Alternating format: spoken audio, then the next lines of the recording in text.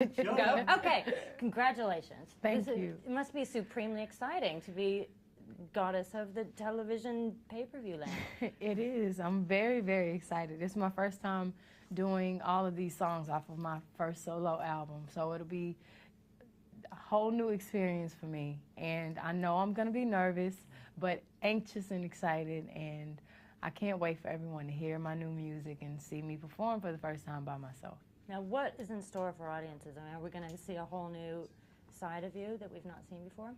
Is it okay? It was pretty bad, but now it's okay. Okay. I'll ask it again later. Okay. We'll come back to that. Still there. Yeah, it just started. Let me close this door. I'm going to close this door here.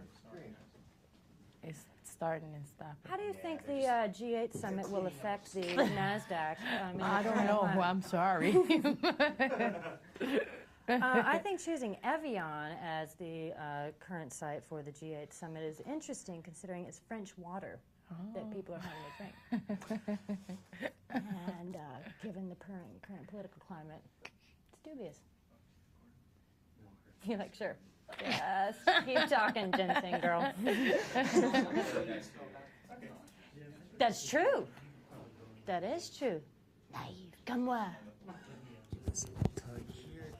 Thank you kindly. What's naive spelled backwards? Evian. Oh. Oh yeah. And you can't spell cheap without AP. I'd never slight my own company. Never! Sorry. Got verbal diarrhea this morning. Totally. You'll probably see me about 2 o'clock and be like... You remind me of Mike Myers. Okay, we're ready. I'm so jealous of your experience. And that must have been a hoot and a holler. It was. I feel like I'm back on the set. Thank you. Thank you kindly. Settle, gentlemen? Yeah. Okay, Gerald Ford, an innovator pretty much in the planet for getting automobiles out. Beyoncé knows, following in the footsteps with Ford. Yes. What are you bringing to the music world?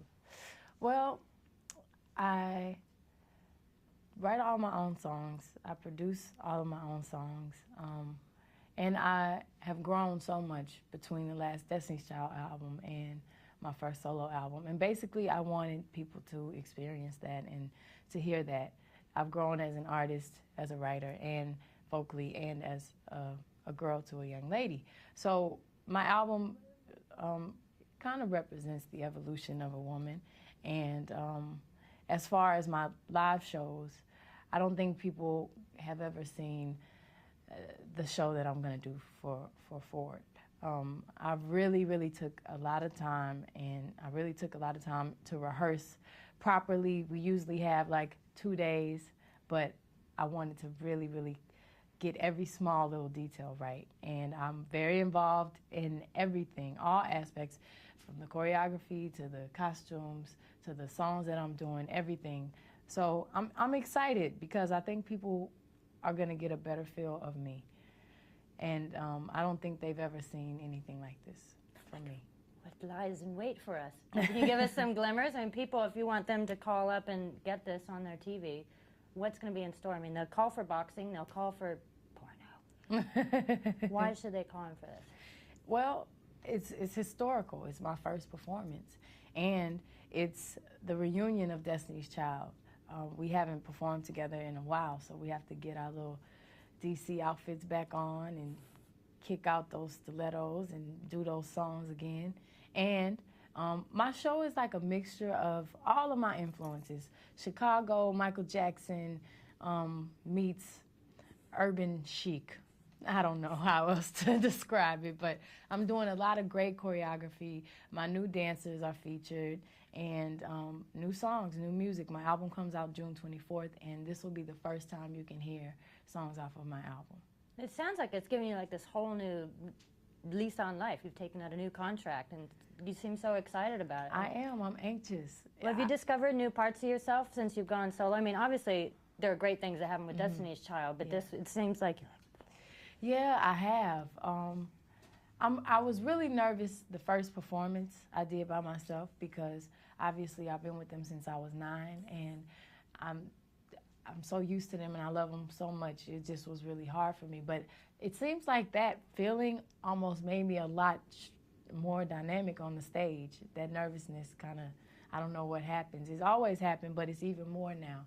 And as far as just the show was really theatrical, and the dancing is incredible, and I've never gotten a chance to do that before. So, and I'm singing some really beautiful ballads, and I don't really get a chance to do that either. So it's a lot of different new eclectic sounds and great things going on. So this is, I mean, you're an event. This is going to be This is definitely an event for me. It's definitely an event for me. And I'm sure for all of Destiny's Child fans and all of my fans. And I know people have been really shocked and surprised, the video I did and the performances, and this is just even better because I've gotten some time to rehearse. And like I said, I've never gotten that opportunity, so it's great.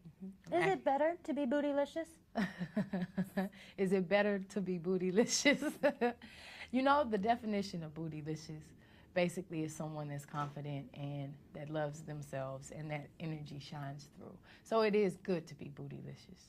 And I actually wrote that song to celebrate bodies, women's bodies, because everyone has this body image that they think everyone should look like and everyone doesn't. And I think it's beautiful to be however you are. And that's what the song talks about. Which is fantastic. Thank you. Not to mention you're a supreme babe anyhow. Oh, thank you. Which is delightful. How do you, I mean, you've been in the spotlight since you were practically born. How do you contend with sort of, I mean, your romance is on the papers, your whatever, your affairs are littered all over the magazines. To what extent do you have to just sort of shunt it to the wayside? Actually, people have been respectful.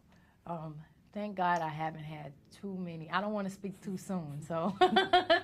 But it hasn't been just unbearable and crazy for me. I have been in the spotlight for a while, 7 years now. I'm only 21, so that's a lot of my life. So I've gotten used to it. It's not crazy for me. Some moments I'm like, oh God, could I just walk somewhere without people looking at me or, you know. But I've gotten used to it, and it's not crazy, and I'm able to deal with it. And it's certain things that I just don't talk about because I think that's the way to keep me sane, and I still have a piece of me that's private, and that keeps me stable and level, and I'm happy. And also, an enormous amount of your time must be devoted to working. I mean, what the amount of work that must have gone into this project? A lot of work. I actually started preparing before I finished my album. I wanted to take some ballet and jazz classes because I knew I was going to have this performance, and it ended up being this one. So I started taking ballet for a couple weeks, and just to get my technique down, and then I started rehearsing. And every day I have off, I'm calling up Frank, choreography, Lavelle, all of the dancers, and I'm like, let's book a studio and go over the songs, you know. I'm going with the band today after I finished the millions of interviews.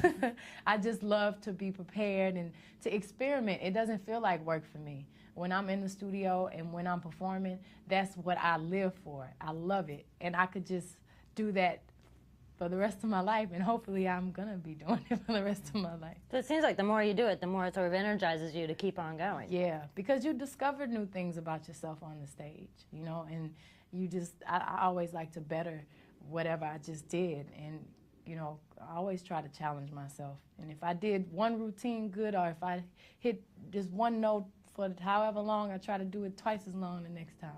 Do you think are there any dance moves or, I don't know, costumes or moments in the show that audiences are just going to, mouths will be agape?